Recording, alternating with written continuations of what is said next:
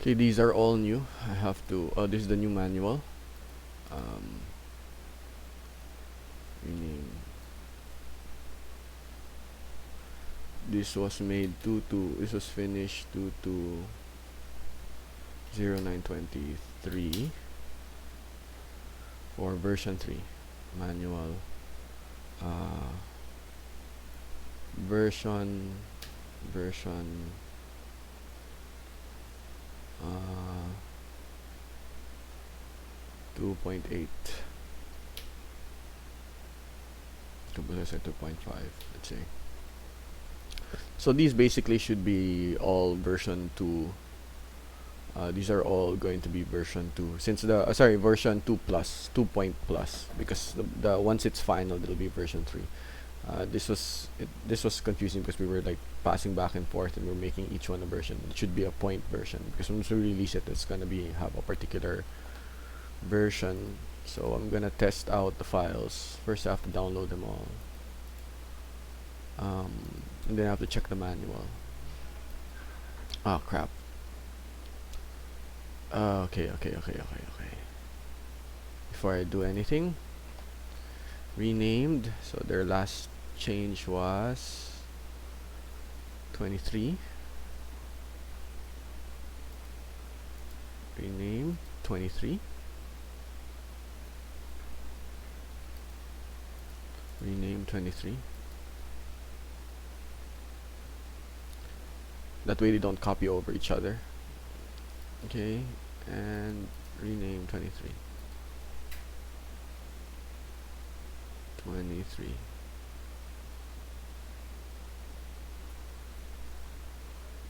Okay, so I'm gonna put them all under one file eventually, but first I have to test each one if it works, and of course I'll test. Once I test each one works, I have to test if if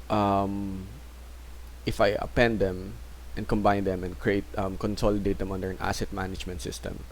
I have to check if the system will work, and of course I have to review how to do asset management. The last time I did asset management was like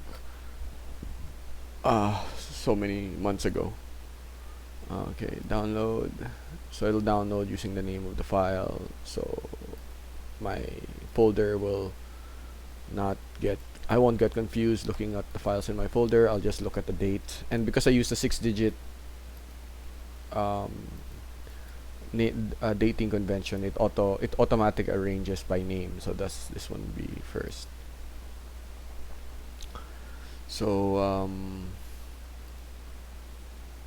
so planet generator. Okay, let's first check. Actually, the one that had issues was the no atmosphere. Okay, let's check out for that first. Okay.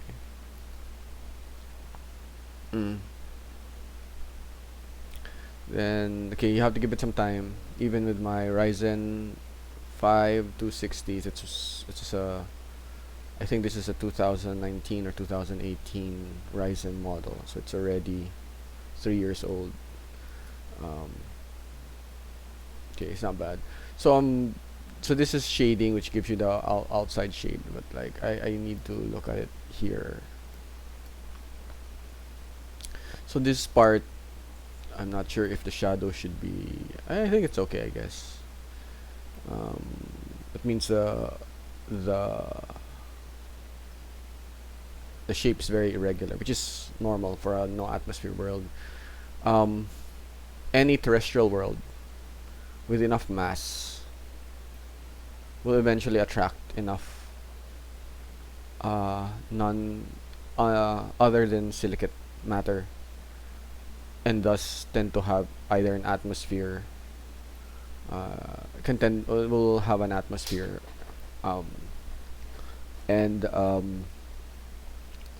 have an atmosphere, and thus other features.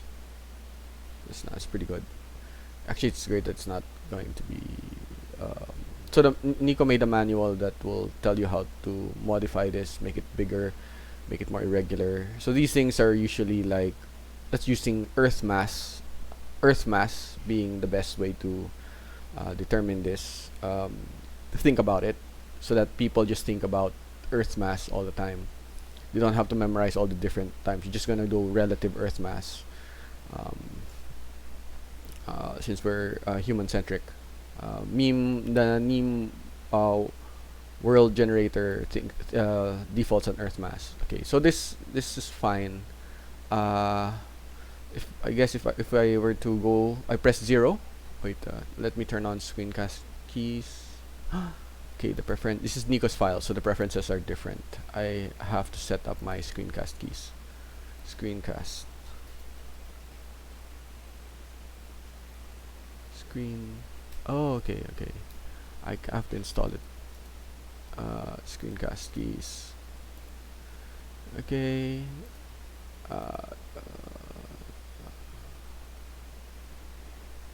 Okay. It's okay. So you notice it's there already. I just have to activate it, and there it is. I'll tend to make it green to make it stand out, and I typically make the size bigger. Okay, so just have to change the x-axis, and then take the y-axis. Oops. There. So right now we're just looking at that. So I'm in this window, so it's not. But once I move to this window, once I move to this window, to moving around this window, I should be able to. Anyway, it's supposed to be following origin, a window. There. So if I'm here, wait, set origin on area. Let's see. Okay. How about this? On cursor.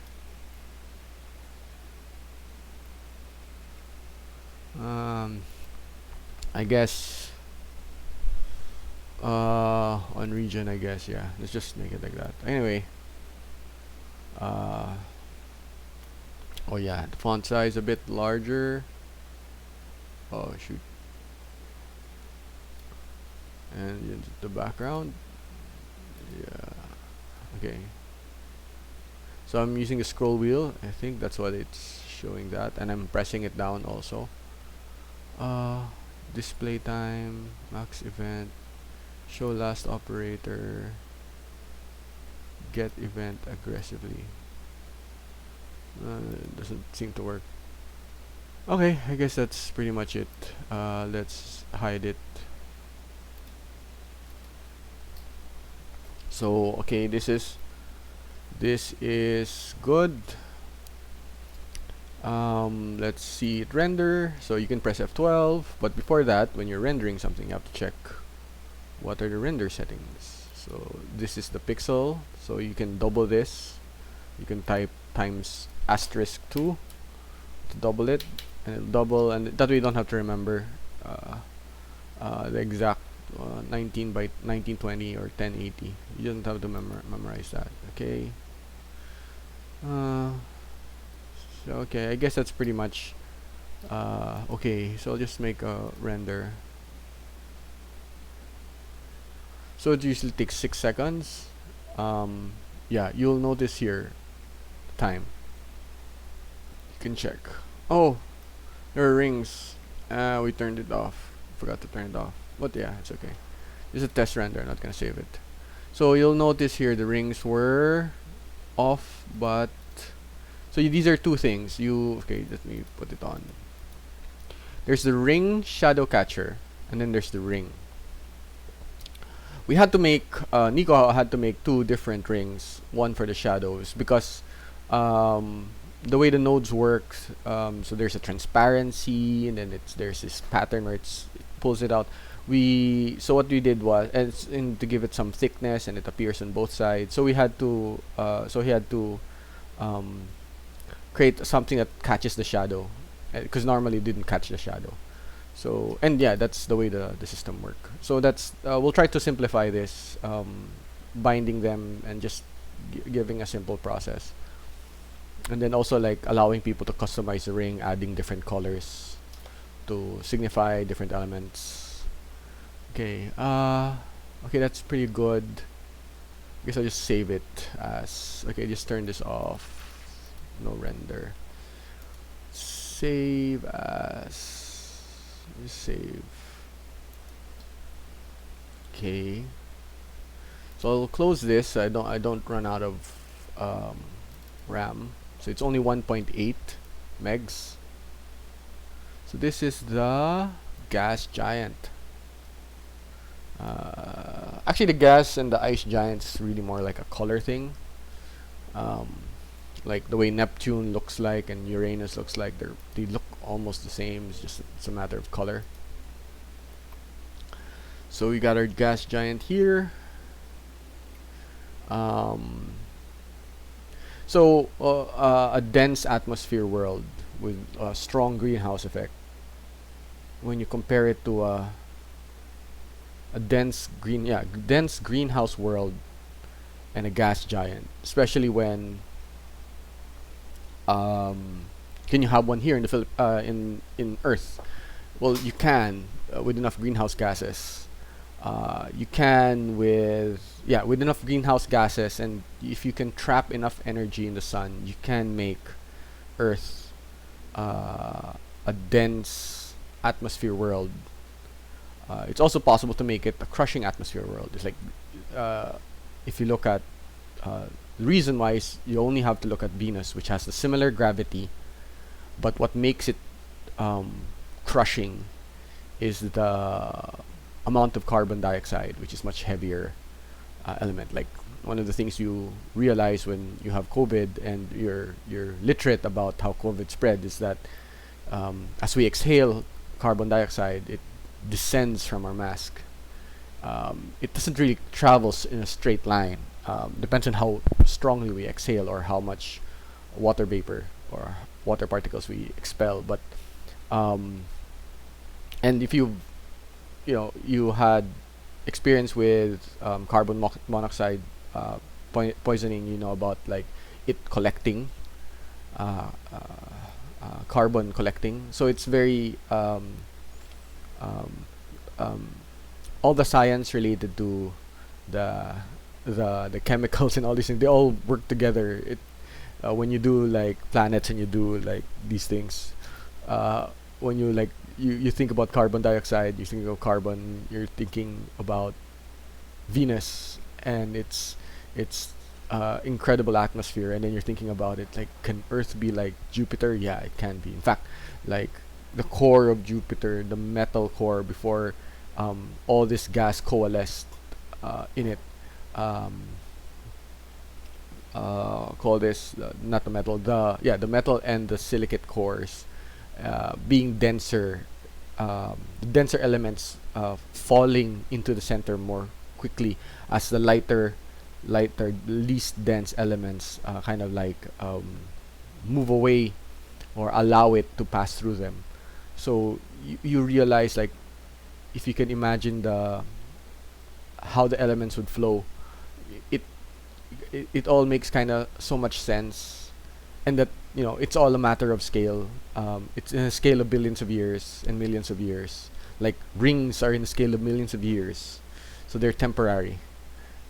But planets, once they're stable for billions of years. Like Earth is 4 or 5 billion years old. Our solar system, our Sol is just 10 in a universe of 14 billion. So um, it's interesting to realize these scales of time. And when you say a scale of billion, it's like it's not even like the sun, how it looks like doesn't look the same from 1 to 14 or 1 to 10 billion. It like changes a lot.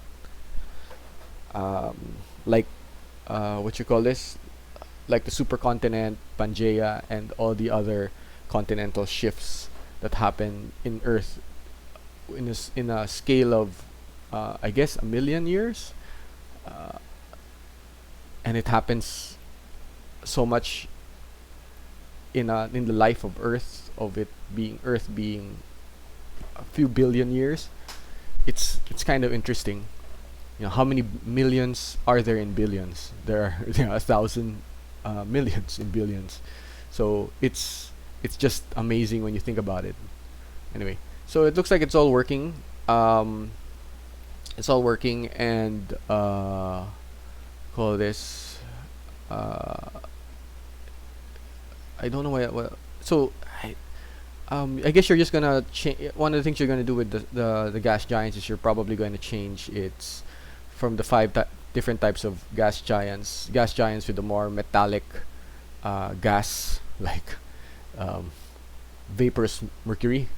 So it's interesting that um, you have gas giants that are the super rare ones are the ones closer to the sun, particularly in the frost line. So in the book, in Neem, we talk about the frost line, and we talk about the zones. So it'll help. Um, the, so okay, sure you get all this Blender stuff in the book, but um, if you really like it and you like you get Universe Sandbox and all the other stuff. Um, One of the interesting things about it is once you know the rules that govern a solar system, it's like, oh yeah, these kinds of gas giants are within the frost line, and because they're so close and the gas traps so much energy, um, like metal turns into a gas. And when you realize that on Earth, the various states of matter is because of our temperature range, it's because of our conditions and our gravity, then you realize that orbital manufacturing, where we try to manufacture things in near zero G, creates these different metallic properties, and us going to Jupiter, going to Saturn, because of harvesting or mining elements out of a particular property, like when hydrogen becomes metallized. Do you realize, like, what? So hydrogen can be compressed to a point that it becomes shiny, and I'm not even sure if it's like it's liquidy or stuff, like metallized hydrogen. Like, so you mean it's like like a diamond? And then you break it off. It, like, once you activate it, it's like contains so much energy. So um, and yeah, gas giants are really important in Neem because so one of the things me and Nico are gonna build is the spaceship rules, where allows us.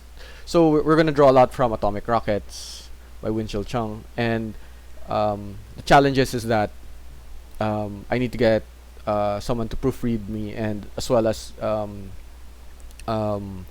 friend of mine who is a science consultant for a TV show here in the Philippines. I'm not sure if he's going to be available to help me. Okay, just wait. So anyway, oh yeah, so yeah, gas giants are really important. We don't skim it for hydrogen. You would have very specialized ships dragging ships very similar to space elevators with long tails of cable. Okay, sorry about that. So anyway, so yeah, it's yeah, sorry. Atomic Rockets by Winston Chung is gonna be a very important resource. Of course, like what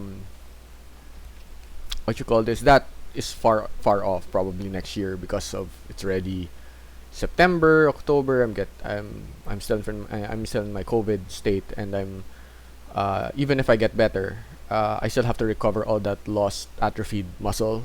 So I have maintenance physical therapy every day, and I wasn't able to perform any of them when I was really down, and now I have to do catch up, and I have to fix my sleeping cycle and all these other things that get worse when you're in your 40s. You take for granted decades before. So it's gonna be a while. Not to mention that um, we're hoping to hit the target amount so that Nico we can buy Nico the tablet so that it'll help him. Blender can be done with a tablet, so it'll allow you, especially since it's going to be doing character modeling later on. Uh, we we're like a Ghibli fan, and we think um, cell shading some characters, because I don't know if you've seen Ghibli art. Like Ghibli art allows you to have like this very cartoony, low, very easy to render art, while at the same time it allows you to have this very realistic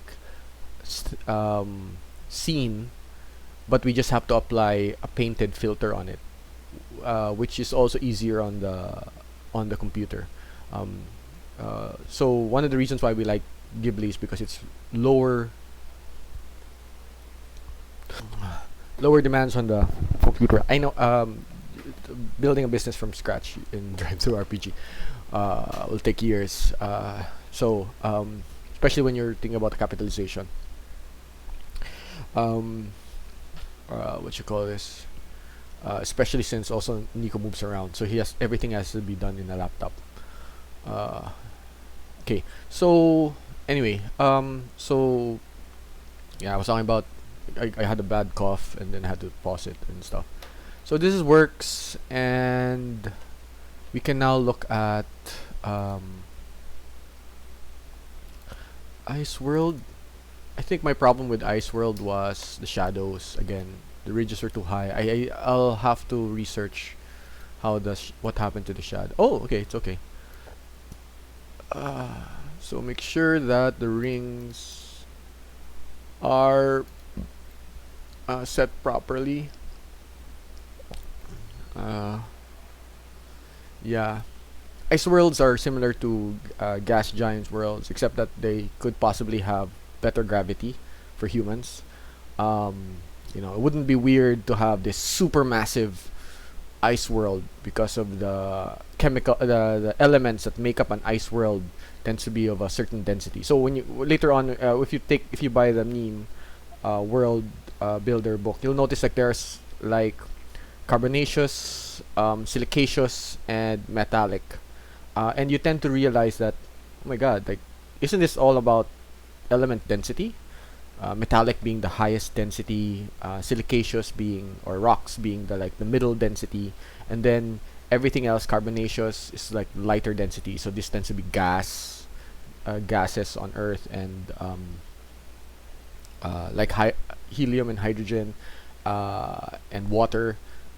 So when you learn about these things, when you learn about the density, the silicaceous being in the middle and metallic, and then there are more, and of course when you realize that elements are basically hydrogen makes up a lot of things, and in the heart of a star it forges hydrogen into more complex elements, and in the billions of years that the universe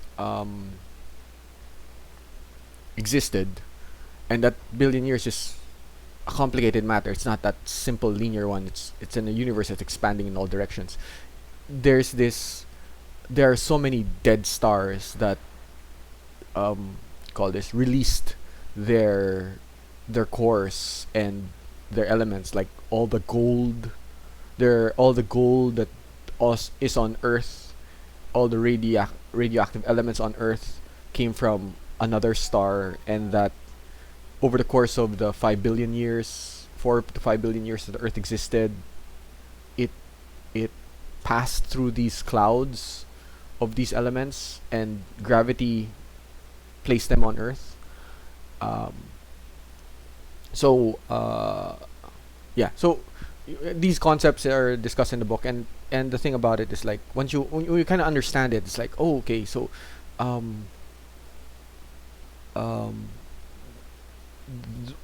there is the concentrations of certain elements are depends on the world, depends on the kind of world, and even if you can get it in this world, the cost efficiency of especially in a high gravity world, the cost efficiency of harvesting it becomes a question. Like, even if we use metallized hydrogen, and you start um, call this you have metallized hydrogen. There are still efficiencies, like maybe it'd be cheaper to um, mine hydrocarbons in what's that world, Titan, or in Io or Ganymede. So it's comparative economic advantage kind of comes in and gives you all these interesting things wherein where people are going to get stuff and how they're going to get stuff and how things get processed down the supply chain.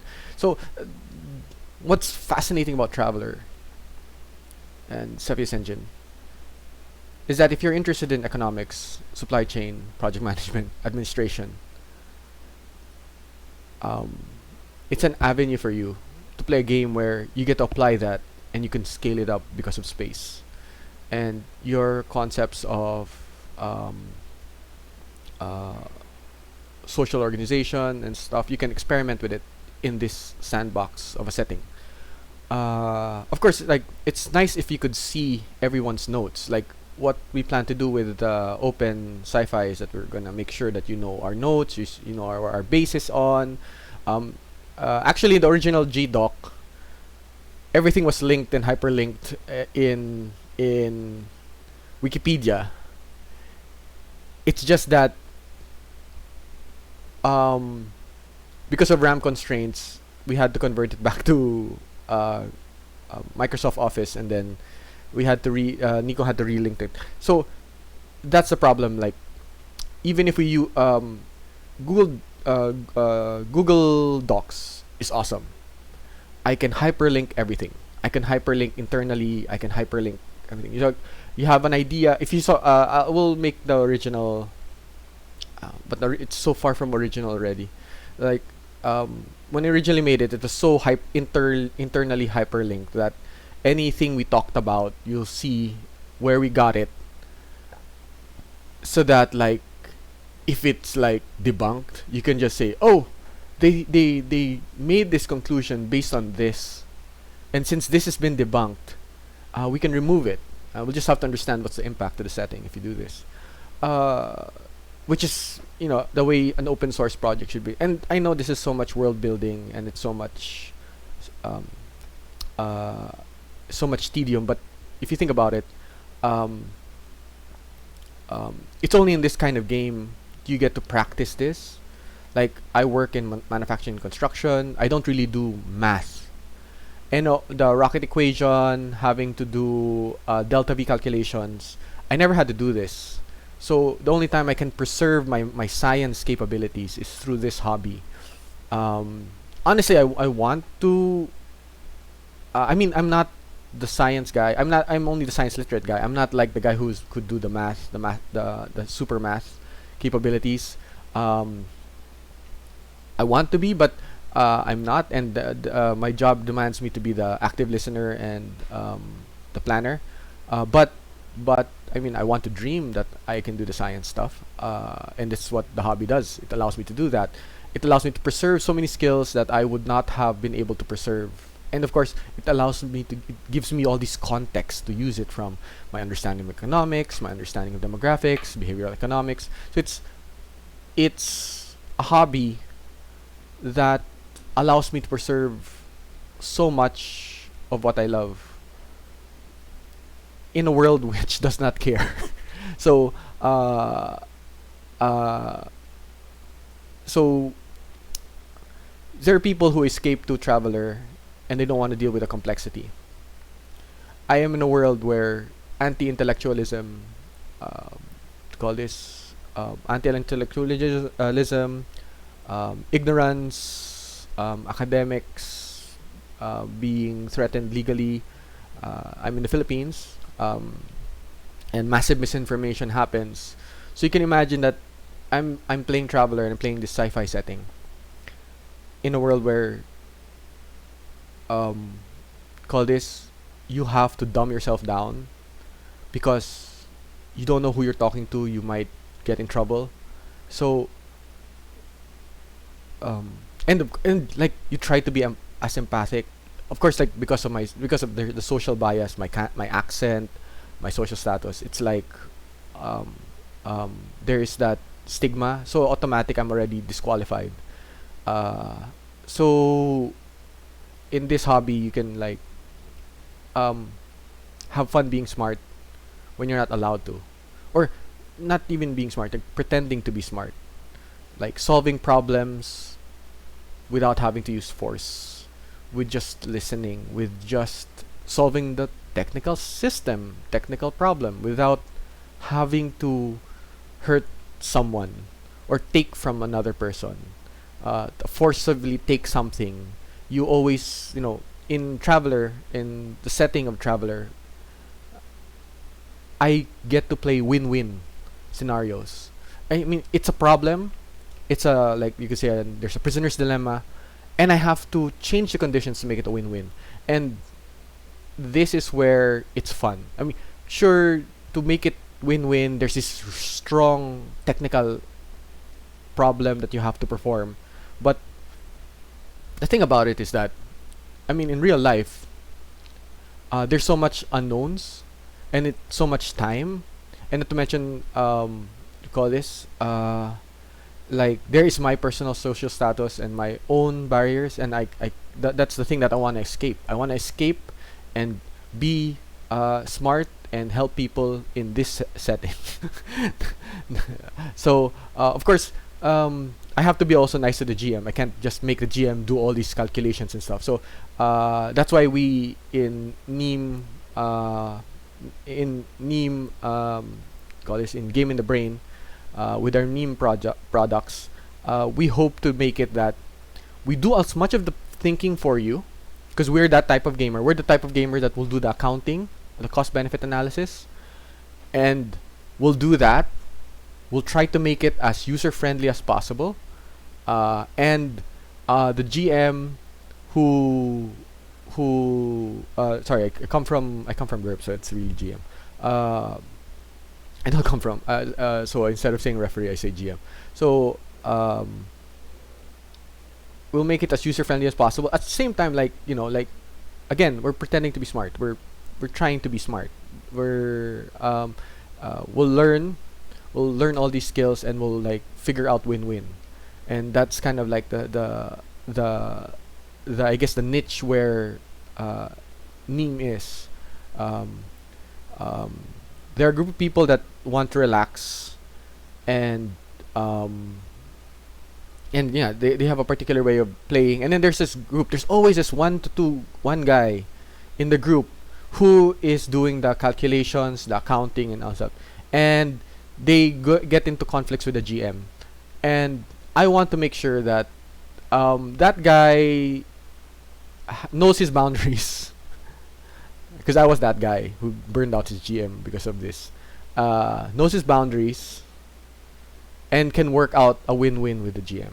In fact, that is already a win-win problem that needs to be discovered. Like, how can you make it a win-win for the GM if you're that guy who likes the accounting details or the business analysis details and stuff, who wants to apply all this science and use it in a game where he's allowed to do so, in a world where he can't do it because there's people who shout you down in the internet and stuff. So